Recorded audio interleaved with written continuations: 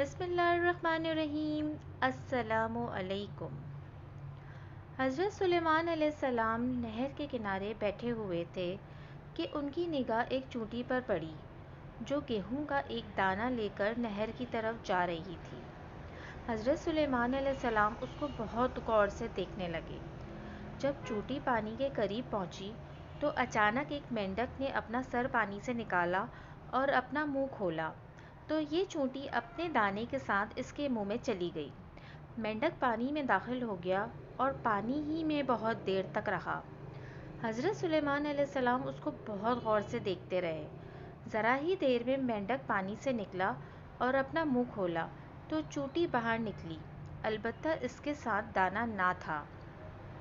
حضرت سلیمان علیہ السلام نے اس کو بلا کر معلوم کیا کہ ماجرا کیا تھا اور وہ کہاں گئی تھی۔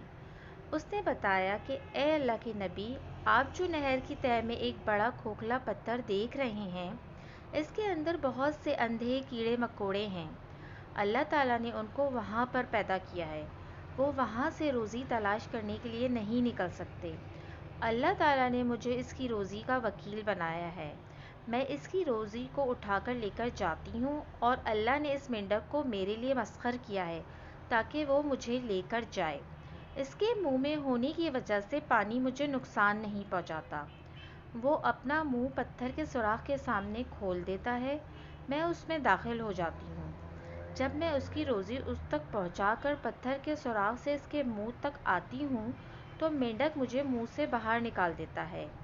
حضرت سلیمان علیہ السلام نے کہا، کیا تو نے ان کیڑوں کی کسی تسبیح کو سنا؟